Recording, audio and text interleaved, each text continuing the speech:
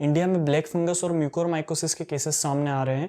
ये या तो वो केसेस है जो कोविड-19 से इन्फेक्टेड हैं या फिर कोविड-19 से रिकवर्ड हो चुके हैं। सेंट्रल गवर्नमेंट ने ब्लैक फंगस और म्यूकोरमाइकोसिस को एपिडेमिक एक्ट के अंडर लाने को कहा है।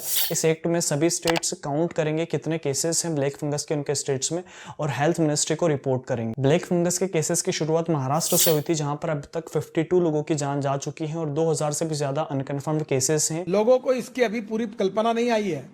हमारे यहाँ 5000 पेशेंट महाराष्ट्र में भी इसके हैं। नागपुर में 5-7 लोगों के आंखें चली गई। गुजरात में 100 से ज्यादा लोग इससे इन्फेक्टेड हैं। सूरत में 40 में से 8 लोगों की आंखें निकाली गई और इंदौर में 67 से ज्यादा लोग हॉस्पिटलाइज्ड हैं और 5 लोगों की जानें चली गई हैं। इससे आप समझ सकते हैं कितना रेयर बट डेडली इन्फेक्शन है। इस वीडियो में हम बात करेंगे म्यूकोरमाइकोसिस क्या होता है और कोविड पेशेंट्स को ये इन्फेक्ट क्यों कर रहा है और किन लोगों को इससे बचने की जरूरत है और कैसे आप इससे प्रिवेंट कर सकते हैं।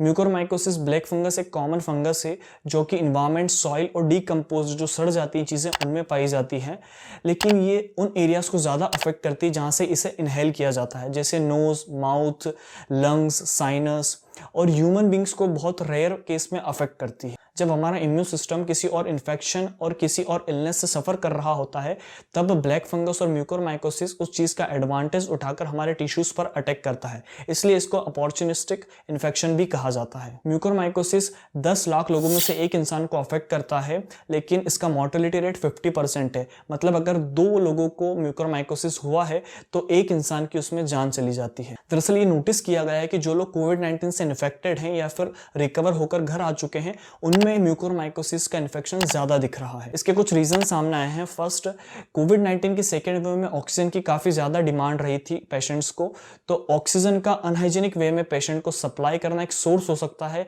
ब्लैक फंगस और म्यूकोरमाइकोसिस इन्फेक्शन का। जब पेशेंट को हाई फ्लो ऑक्सीजन दी जाती है तो ह्यूमिडिफिकेशन, जिसको हिंदी में नमी कहते हैं, उसकी जरूरत पड़ती है और ह्यूमिडिफिकेशन प्रोसेस के लिए एक कंटेनर में वाटर फिल करते हैं और उस वाटर के थ्रू ऑक्सीजन को पास कराकर पेशेंट को दिया जाता है। लेकिन ये वाटर क्लीन और डिस्टिल होना चाहिए और प्रोटोकॉल के अकॉर्डिंग इस वाटर को टाइम टू टाइम चेंज भी करते रहना चाहिए। कंटेनर में वाटर का क्लीन न होना और स्टेराइल होना ये भी एक पोटेंशियल सोर्स ऑफ इन्फेक्शन है ब्लैक फंगस का कोविड-19 पेशेंट्स में, और स्पेशली उन केसेस में जब आपको लंबे टाइम तक हाई फ्लो ऑक्सीजन दी जा रही है, जो कि कोविड-19 के केस में हो रहा है। कोविड-19 को ट्रीट करने के लिए काफी लोग स्टेरॉइड्स का भी यूज कर रहे हैं, जो कि आपके लंग्स में जो स्वेलिंग होती है उसको रिड्यूस करने में काम आता है और कंट्रोल करता है आपके इम्यून सिस्टम को जो डैमेज हुआ है इन्फेक्शन से फाइट करने में। लेकिन एट द सेम टाइम इसके डिसएडवांटेज भी आपके इम्यून पावर को कम भी करता है और ब्लड शुगर भी बढ़ाता है डायबिटिक पेशेंट्स और नॉन डायबिटिक पेशेंट्स दोनों में। इसलिए जो डायबिटिक पेशेंट्स हैं वो फिजिकल एक्टिविटी नहीं कर पाते हैं और इसीलिए उनमें इस इन्फेक्शन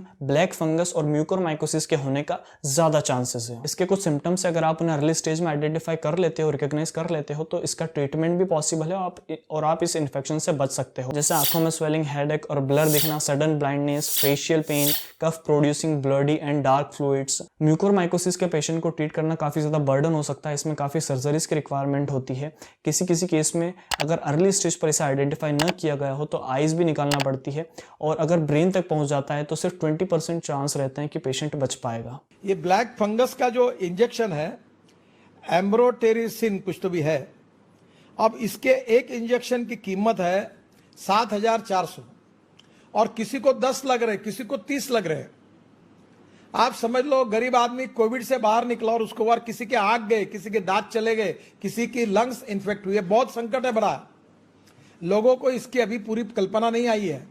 ये तो बात हुई म्यूकोरमाइकोसिस क्या होता है और कोविड पेशेंट इससे कैसे इन्फेक्ट हो रहे हैं। अब बात कर लेते हैं प्रिवेंशन की। First, time to time hospital की एयर में जो स्पोर्स और जो बैक्टीरियाज हैं उनको चेक करना, स्पेशली क्रिटिकल केयर वार्ड्स में। कोविड-19 इन्फेक्टेड पेशेंट जो कि घर पर हैं, ऑक्सीजन सपोर्ट पर है, वे ध्यान रखें ह्यूमिडिफायर में सिर्फ क्लीन वाटर ही फिलअप करें, डिस्टिल्ड वाटर फिलअप करें। अगर डिस्टिल्ड वाटर ना हो तो आप वाटर को बॉयल करके भी फिल कर सकते हैं और फ्रिक्वेंटली उस वाटर को चेंज करते रहें। थर्ड, कोविड रिकवर्ड पेशेंट जो घर पर हैं वो गार्डन्स में, डस्टी प्लेसेस पर, डिकम्पोज गार्बेज जहां पर हो, सड़ा हुआ खाना जहां पर रखा हुआ, उस जगह पर ना जाएं जब तक उनकी natural immunity, natural strength regain ना हो जाए। फोर्थ, जिन्हें डायबिटीज, लिवर कैंसर और किडनी से रिलेटेड डिसीज हो, वे टाइम टू टाइम अपनी ग्लूकोज लेवल को चेक करते रहें। जिनको स्टेरॉइड्स प्रिस्क्राइब किए गए हैं वे कॉन्स्टेंटली उसे मॉनिटर करते रहें और उसे कैसे रिड्यूस किया जा सकता है डॉक्टर के कंसल्टेशन में रहकर उस पर फोकस करें, क्योंकि स्टेरॉइड्स जितना आपको रिलीफ नहीं देगा उससे ज्यादा आपका नुकसान कर देगा। उम्मीद करता हूं दोस्तों ब्लैक फंगस और म्यूकोरमाइकोसिस माइकोसिस जो कि रेयर और डेंजरस इन्फेक्शन है, इसके बारे में आपको काफ़ी कुछ जानने को मिला होगा।